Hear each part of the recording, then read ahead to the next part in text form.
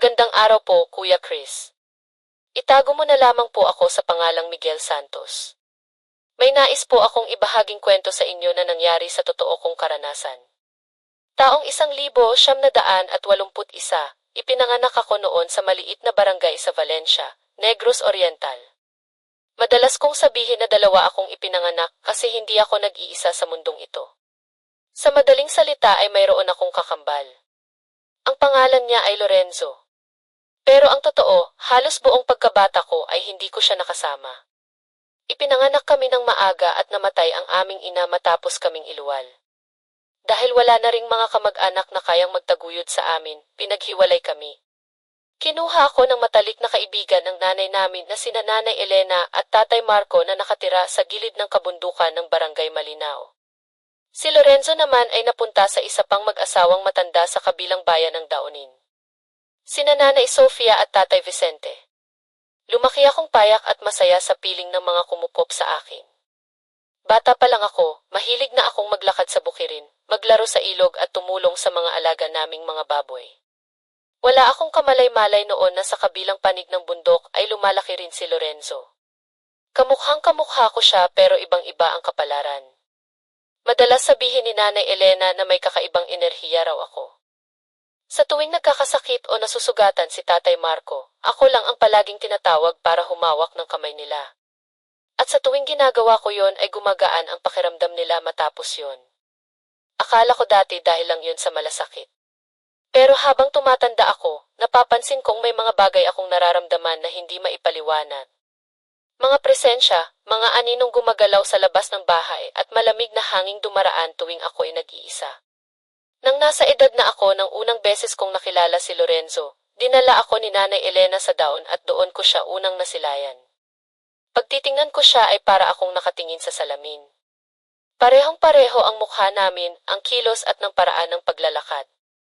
Ang kaibahan lang, mas tahimik siya at may kung anong lalim sa kanyang mga mata. Sa unang gabing magkasama kami, doon nagsimula ang hindi ko makakalimutan. Habang nagkukwento noon si Nanay Sofia tungkol sa mga alagang manok nila, napansin kong tila wala sa sarili si Lorenzo. Nakatitig lang siya sa labas ng bintana sa madilim na bahagi ng bakuran. Nang tanungin ko kung anong tinitingnan niya, saglit lang siyang lumingon at nagsabing may mga tao raw doon tuwing gabi. Natawa ako doon sa sinabi niya. Pero nang dumating ang gabi, naintindihan ko ang ibig niyang sabihin. Bandang 11 ng gabi yon. Habang natutulog kami sa lumang silid sa itaas ng bahay, bigla akong nagising dahil sa kakaibang lamig. Hindi ito karaniwang malamig na simoy. Ito ay parang dumarampi sa loob ng balat na parang may kasamang panginginig na galing sa ilalim ng lupa. Paglingon ko, nakita kong gising si Lorenzo. Nakaupo siya sa higaan at nakatingin sa bintana. At ang sabi niya ay naririto na naman sila. Pero wala akong marinig na ibang tunog maliban sa alulong ng aso sa malayo. Hindi ko alam kung bakit pero dahan-dahan kong nilapitan ang bintana. Doon sa ilalim ng punong santol sa bakuran, may nakita akong mga aninong nakatayo. 4 sila. Magkakaiba ng laki. Parang mga taong walang mukha. Ang mga mata nila ay kumikislap sa puting liwanag. Parang mga mata ng pusa. Hindi ko alam kung dahil sa buwan o dahil sa kanila mismo. Pero nagniningning yun sa dilim. Nanigas ako sa kinatatayuan ko at sa mga sandaling yon na pagtanto kong hindi ako nananaginip. Totoo ang nakikita ko. Kinabukasan, sinabi namin ito kina Nanay Sofia pero tumawa lang sila. Mga unggoy lang daw siguro yan sa puno. Pero si Lorenzo ay hindi natawa. Seryoso siya. At kita ko sa mga mata niya ang pag-aalala. Sabi niya, hindi lang daw kagabi yun nangyari. Halos gabi-gabi raw siyang ginagambala ng mga aninong iyon. Nung una natakot daw siya pero kalaunan nasanay na lang siya. Pagbalik namin ni Nanay Elena sa Malinao, hindi ko na inisip ang tungkol doon. Pero simula noon, gabi-gabi na rin akong nagigising sa parehong lamig na naramdaman ko sa bahay nila Lorenzo. At sa bawat pagdilat ko, may mga sandaling parang may nakatayo sa labas ng bintana namin. Nakamasid lang. Hindi ko na sinasabi kina Nanay Elena at Tatay Marco yon dahil baka isipin nilang nag-iimbento lang ako. Lumipas ang mga linggo hanggang sa bumisitang muli sa amin si Nanay Sofia, kasama niya si Lorenzo. Halos tumalon ako sa tuwa noon sa muling pagkikita naming dalawa. Pero agad ko ring napansin ang kakaiba sa kanya. Maputla siya at parang laging pagod. Sa unang gabi niya sa amin, narinig ko siyang humihikbi sa dilim habang mahigpit ang pagkakahawak sa kamay ko. Nang tanungin ko siya kung bakit, ang mahina niya lang sabi ay sinusundan nila ako kahit saan. Simula noon, hindi na ako nakatulog ng mahimbing. Lahat ng sulok sa bahay pakiramdam ko ay may matang nakamasid. Sa bawat pagdampi ng malamig na hangin, iniisip ko ang mga aninong nakita namin sa daon. Hanggang sa isang gabi nang tuluyan ng mapatunayan ang mga mata ko na hindi yun bunga ng imahinasyon. Habang mahimbing ang tulog ni Nanay Elena at Tatay Marco sa kabilang silid, bigla akong nagising sa kaluskos sa labas. Maingat kong binuksan ang bintana at doon nakita ko na naman ang apat na anino. Mas malinaw na ngayon at ang isa sa kanila matangkad at payat na parang tuyo ang balat. Ang isa naman mababa at tikwas ang balikat. Tila naglalakad ng pasuray. Ang dalawa ay nakayuko, ngunit ang mga mata nila ay nagliliyab sa kakaibang liwanag na kulay berde. At sa gitna nila may isang batang maliit. Nakaupo siya sa lupa. Nakatingala sa amin ni Lorenzo na natutulog sa kama. Doon ko naramdaman ang unang kilabot na hanggang ngayon hindi ko pa rin makalimutan. Parang pinapanood nila kami para bang may hinihintay sila. Mabilis kong isinara ang bintana at tinakpan ng kumot ang mukha ko. Ngunit kahit nakapikit ako, ramdam kong hindi sila umaalis. Sa hangin na pakiramdam ko'y mabigat, parang may gustong pumasok. At sa hindi kalayuan, narinig ko ang mahihinang huni ng mga ibon na parang nagwawala sa dilim. Isang senyales. Sabi ni Tatay Marco dati na may kakaibang nilalang na dumaraan kapag ganon. Kinabukasan, nagpasya si Nanay Elena na ipatingin si Lorenzo sa isang albularya. Maaga kaming nagbihis ni Lorenzo. Tahimik siya habang kumakain ng almusal. Parang ninanamnam pa ang mga pangyayari kagabi. Nakatingin lang siya sa kawalan habang ako naman ay pilit tinataboy sa isip ang mga imahe ng mga anino sa labas ng bintana. Pero kahit anong gawin ko, malinaw pa rin sa isip ko ang mga matang nagliliyab sa dilim. Bandang 1:00 ng umaga, dumating ang isang matandang babae na nakasakay sa kariton na hila ng kalabaw. Si Aling Carmen. Ang albularyang tinawag ni Nanay Elena mula sa kabilang baryo ng Fagan. Payat si Aling Carmen. Baluktot ang likod at tila may alam na agad bago pa siya magsalita. Habang bumababa siya sa kariton, tila napalingon siya sa direksyon ng bahay namin na parang may nakikita siyang hindi nakikita ng karaniwang mga mata. Pagpasok niya sa loob, hindi siya agad nagsalita. Tumigil siya sa gitna ng sala. At saka dahan-dahang dumakot ng lupa mula sa paso sa gilid ng pintuan. Piniga niya ito sa kanyang kamay sabay hinipan sa hangin. Mabilis na kumalat sa paligid ang amoy ng tuyong lupa at langis. Tumingin siya sa amin ni Lorenzo at saka marahang tumango. Magkakambal kayo, anya. Sabay tingin sa amin ang diretsyo. Magkakambal na hindi pangkaraniwan.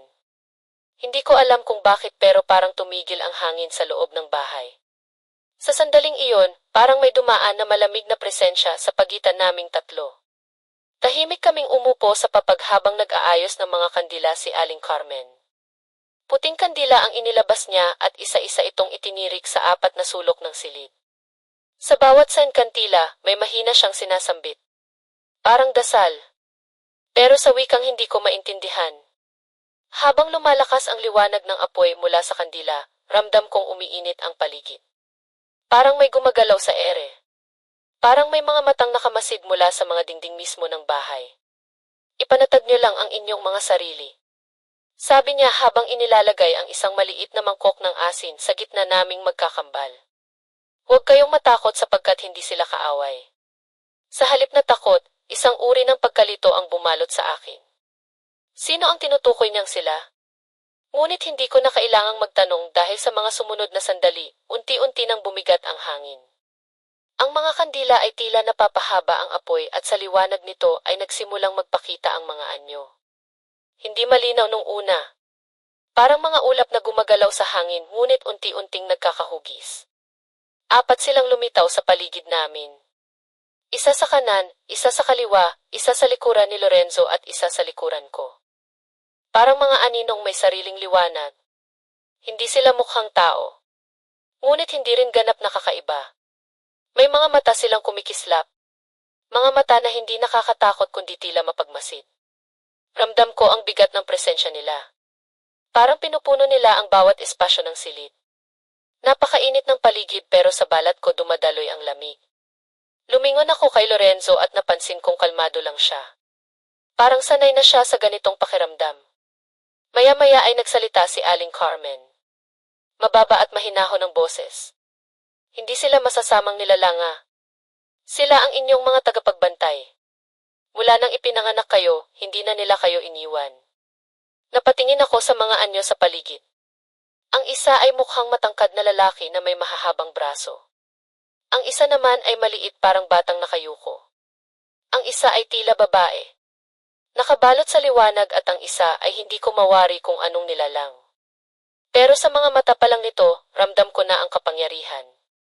Bakit kami? Tanong ko sa isip ko. Pero tila narinig nila ang tanong dahil sabay-sabay silang lumingon sa amin ni Lorenzo at doon ko naramdaman ang kakaibang init sa dibdib ko. Isang pakiramdam na hindi ko maipaliwanag para bang may koneksyon ako sa kanila. Pagkaraan ng ilang sandali, pinatigil ni Aling Carmen ang ritual. Sinabuyan niya ng asin ang sahig sabay bulong ng maikling dasal. Unti-unting nawala ang mga anyo at nanumbalik ang katahimikan. Ngunit kahit wala na sila, ramdam ko pa rin ang kanilang presensya. Mutiha kayong magkambal, sabi ni Aling Carmen sa wakas. Mga anak ng liwanag na pinagkalooban ng lakas upang maging tulay ng dalawang mundo.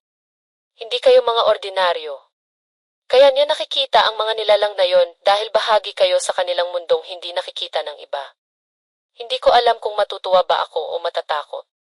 Pero isang bagay ang sigurado. Hindi na kami magiging katulad ng dati. Ipinayo ni Aling Carmen na huwag kaming paghiwalayin ni Lorenzo. Sa edad namin ngayon, delikado raw kung lalayo kami sa isa't isa. Kung maputol ang koneksyon ng aming mga espiritu, maaaring mawala ang proteksyon ng aming mga bantay. Sabi pa niya, kailangan naming sanayin ang aming sarili sa pakikinig sa mga tinig ng lupa. Hindi ko alam kung ano yon. Pero ayon sa kanya, yun daw ang paraan upang makilala namin ang aming sariling lakas. Ilang araw matapos ang ritual, nagsimulang magbago ang lahat. Mas malinaw na sa akin ang mga aninong dumaraan sa paligid. Sa gabi, maririnig ko ang mga yabag sa bubong. Pero hindi na ako natatakot. Pakiramdam ko'y kilala ko na kung sino sila. Si Lorenzo naman mas naging tahimik. Madalas siyang tumitig sa halamanan. Minsan ay kinakausap ang mga halaman na parang may nakikinig. Minsan pa habang nasa bukid ako, bigla kong naramdaman ang panginginig ng lupa. Napalad ako sa damuhan at sa gilid ng paningin ko, may kumikislap na liwanag na parang alon ng init ng hangin. Hindi ako sigurado kung imahinasyon ko lang pero ramdam kong may nagbabantay sa akin. Lumipas ang mga linggo at dumalas ang pagdalaw ni Aling Carmen. Tuwing pupunta siya, sinisilip niya ang paligid at minsan ay nag-aalay ng mga dahon at langis sa ilalim ng malaking puno ng santol sa likod ng bahay.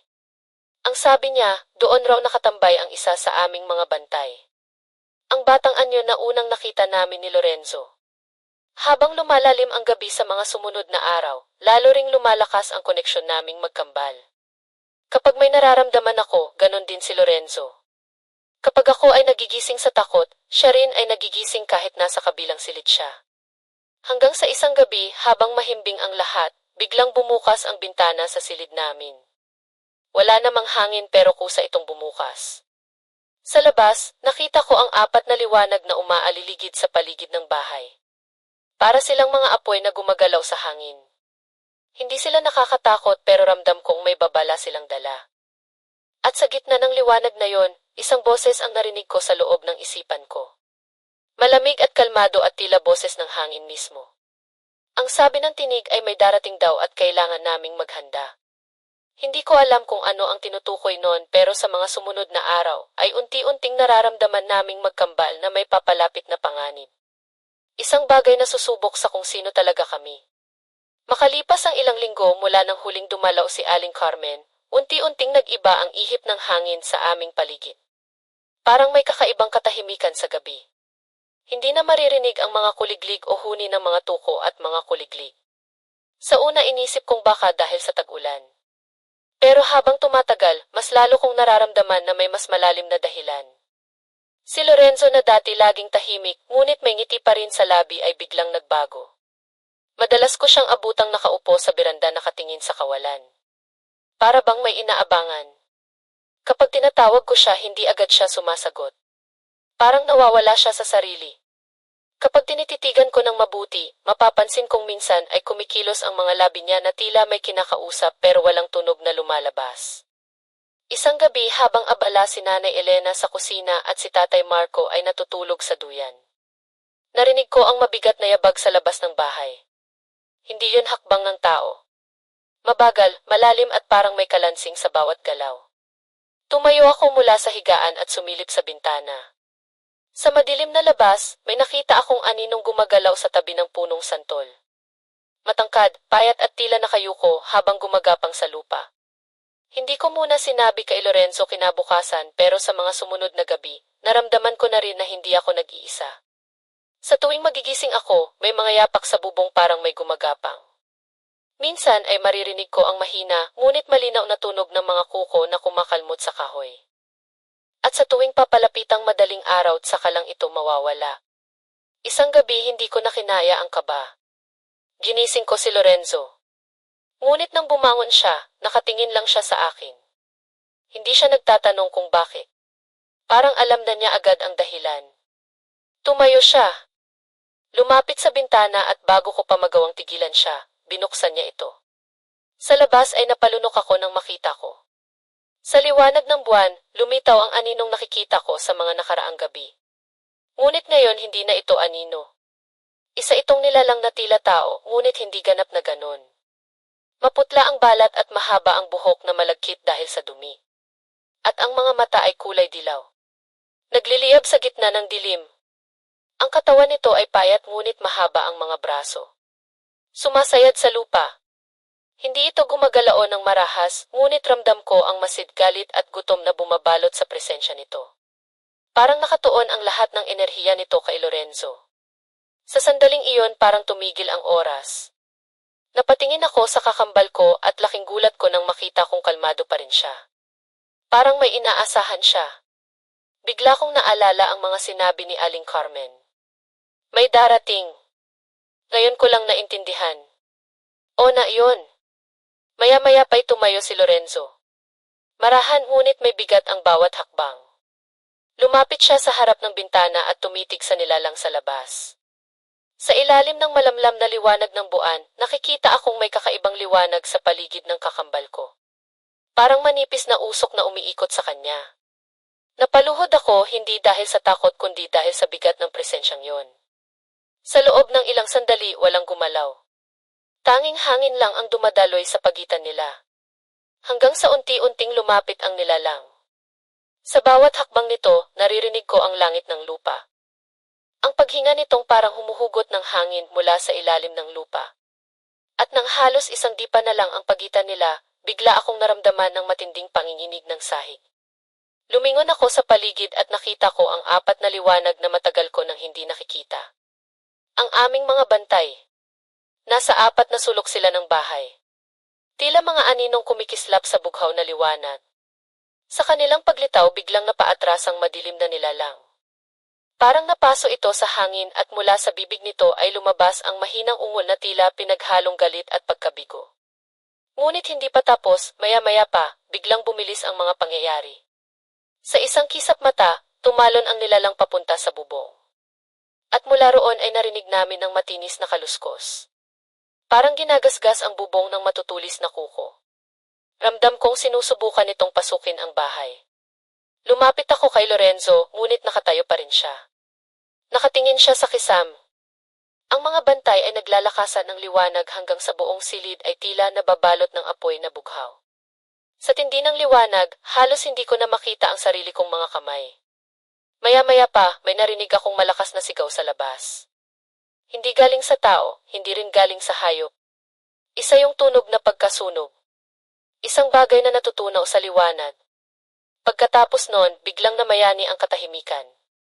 Wala nang ingay, wala nang paggalaw. Tanging amoy na nasusunog na damo ang naiwan. Lumipas ang ilang minuto bago humupa ang liwanag. At nang mawala ito, nakita kong nakaluhod si Lorenzo sa sahig. Hingal na hingal. Agad ko naman siyang nilapitan sa paligid namin ay nagsimula nang mawala ang mga bantay. pero ramdam kong hindi sila tuluyang nawala. Nagkubli lang sila sa dilim. Nagbabantay mula sa hindi kalayuan. Kinabukasan, dinalaw muli kami ni Aling Carmen. Para bang alam niyang may nangyari. Hindi pa man kami nakapagsasalita, tiningnan niya si Lorenzo at marahang tumango. Ang oras ng pagsubok ay nagsimula na. Sabi niya, hindi yun basta aswang.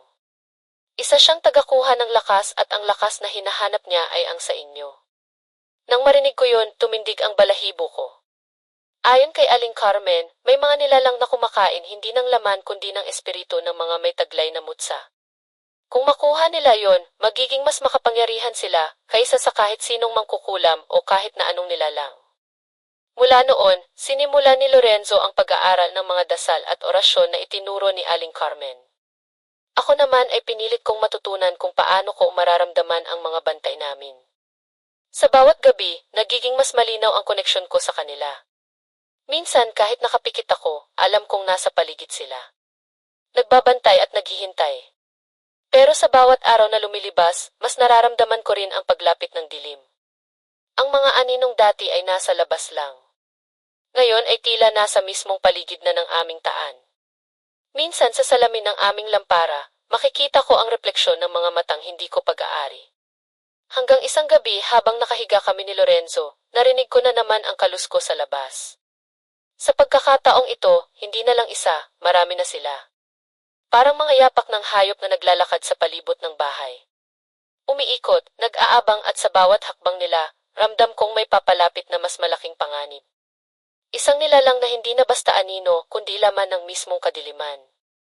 Lumipas pa ang 3 araw matapos ang gabing yon. Ngunit nanatiling mabigat ang pakiramdam sa loob ng bahay. Ang hangin ay parang humihinga ng marahan. Puno ng bigat at mystery hindi maipaliwanag. Kahit ang mga alagang manok ay bihirang tumilaok sa umaga at maging ang mga alagang baboy ni Tatay Marco ay ayaw nang lumapit sa harap ng bahay kapag dapit hapon. May kakaibang takot sa paligid na para bang alam ng kalikasan na may darating na masama. Si Lorenzo, dati kalmado sa lahat ng nangyayari, ay naging tahimik na parang may binubuo sa loob. Madalas ko siyang abutang nakaupo sa ilalim ng punong santol. Hawak ang isang piraso ng papel na puno ng mga simbolo. Ang sabi niya, orasyon daw iyon na iniwan ni Aling Carmen. Isa raw sa pinakamakapangyarihan niyang pananggalang. Sa bawat pagsubok daw na darating, yun lamang ang maiiwan sa amin kung sakaling wala na siya. Mula ng gabing lumitaw ang nilalang sa labas ng bahay, halos hindi na ako nakatulog ng maimbing. Sa tuwing idilat ko ang mata ko sa kalagitnaan ng gabi, may maririnig akong mahinang kaluskos sa paligid. Parang mga kuko na dumadapo sa sahig o mga yabag na dumaraan sa bubungan. Minsan sa pagitan ng mga patak ng ulan. Maririnig kong may humihinga sa labas. Malalim at mabigat. Sa unang beses na marinig ko iyon, pinilit kong kumbinsihin ang sarili kong baka pusa lang. Pero habang tumatagal, alam kong hindi na ganoon kasimple. Isang araw habang papalubog ang araw, napansin kong kakaiba ang langit. Mapula ito at parang may usok na bumabalot sa mga ulap. Ang hangin ay hindi na malamig. Ito'y parang may kasamang alon ng init na galing sa ilalim ng lupa. Sabi ni Tatay Marco, senyales daw iyon ang bagyong paparating, pero sa loob ko, alam kong hindi iyon bagyo. Pagdating ng gabi, hindi ako mapakaling. Si Nanay Elena at Tatay Marco ay natulog ng maaga. Si Lorenzo naman ay nasa itaas. Nag-aayos ng mga kandila. Lumapit ako sa kanya at nakita kong nakalatag sa sahig ang 4 na puting kandila na may bilog na asin sa gitna. Sa bawat side ng kandila, nagsimula akong makaramdam ng panginginig. Ang mga anino sa dingding ay kumikilos kahit hindi gumagalaw ang apoy. Tahimik si Lorenzo habang binubulong ang mga orasyon. Ang bawat tunog ng salita niya ay tila nagbubukas ng pinto sa pagitan ng dalawang mundo hanggang sa maramdaman ko ang pag-iba ng hangin. Malamig ngunit may halong amoy ng nabubulok na lupa. Alam kong dumating na ang gabi na matagal ipinahihiwatig sa amin. Sa labas, narinig kong nagsimulang mag-ingay ang mga hayop. Ang mga aso ay nag-alulungan. Ang mga manok ay biglang nagliparan sa dilim. At ang mga dahon ng punong santol kumakaluskos kahit wala namang hangin. Sumilip ako sa bintana at doon ko nakita ang mga aninong matagal nang nagmamasid sa amin. Ngayon ay nagtipon-tipon sa iisang lugar. Apat sila kagaya ng dati. Pero may isa pang sumulpot sa gitna nila. Isang mas malaki, mas madilim at mas mabigat ang presensya. Sa bawat hakbang nito, ilan napupunit ang hangin. Ang mga ibong panggabi ay nagsiliparan. Agad kong tinawag si Lorenzo pero hindi na ako nakapagsalita pa. Bigla akong napatigil sa nakita ko. Nakatayo siya sa gitna ng bilog ng asin. Nakapikit habang ang apat na kandila ay nagliliyab ng sabay-sabay na malalakas. Sa bawat segundo, lumalakas pa ang apoy hanggang sa tila bumabalot na sa buong katawan niya. Hindi ko alam kung dapat ko ba siyang lapitan pero sa sandaling yon may tinig akong narinig sa loob ng aking isipan. Huwag kang lalapit, sabi ng tinig. Malamig ngunit pamilyar. Isa sa mga bantay. Siya ang pinili. Ikaw ang magiging saksi. Wika pa nito. Parang huminto ang lahat ng tunog sa paligid. Sa labas ng bahay, naririnig ko ang mga yapak na nilalang na papalapit. Mabagal pero sigurado. At sa bawat hakbang nito, umuuga ang sahig na para bang lumilindol. Lumingon ako sa bintana at doon ko siya nakita ng buo. Isang nilalang na may katawang tao. Ngunit ang balat ay parang abo. At sa mga mata nito ay nagliliyabang dilaw na apoy. Ang bibig nito ay puno ng matutulis na ngipin at sa pagitan ng mga ito, lumalabas ang mabahong singaw ng patay. Hindi ito basta aswang. Isa itong tagasalo. Nilalang na kumukuha ng lakas ng mga mutya upang gamitin sa sarili. Nakita kong tumitig ito kay Lorenzo at sa isang iglap. Bigla itong tumalon mula sa lupa papunta sa bubungan. Naramdaman ko ang bigat ng pagkayog ng bahay. Napasigaw ako ngunit walang tunog na labas sa bibig ko. Sa loob, lumakas ang apoy ng mga kantila. Ang bilog ng asin ay tila umuusok at mula sa loob nito ay lumitaw ang apat na bantay. Ang mga anyong matagal ang nagtatago sa dilim. Sila ay nakatayo sa paligid ni Lorenzo. Nagliliwanag ng asul na liwanag habang ang maitim na nilalang ay unti-unting bumababa mula sa bubungan. Sa paglapag nito, sumabog ang hangin at ang mga bintana ay sabay-sabay na nasira. Hindi ko alam kung saan ko kinuha ang tapang pero tumakbo ako papunta sa gilid ni Lorenzo. At sa sandaling iyon, halos hindi ko na siya makilala. Ang katawan niya ay nababalot ng liwanag at ang mga mata niya ay nakapikit pero tila may nasusunog sa loob. Sa pagitan ng ingay, nakita kong naglalaban ng dilim at liwanag sa gitna ng aming silid. Ang mga bantay tila humaharang sa nilalang, ngunit bawat galaw nito ay may kasamang tunog ng pagkawasak. Isa sa mga bantay ay tinamaan at tila natunaw sa ere. Ngunit sa halip na mawala, naging bahagi ng liwanag na bumabalot kay Lorenzo. Sa ikalawang pagkakataon, narinig kong muli ang boses sa loob ng isip ko. Hindi ng liwanag mananatili. Sabi nito, may kailangang maglaho upang mabuhay ang isa. Biglang lumakas ang apoy sa paligid ni Lorenzo matapos yon. Sa gitna ng puting liwanag, napasigaw ako nang makita kong unti-unting naglalaho ang anyo ng kakambal ko habang ang maitim na nilalang ay napapaatras. Para bang natutunaw sa bawat bugso ng liwanag. Hanggang sa tuluyan nitong sumabog sa hangin kasabay ng pagbagsak ko sa sahig. Pagdilat ng mga mata ko, umaga na.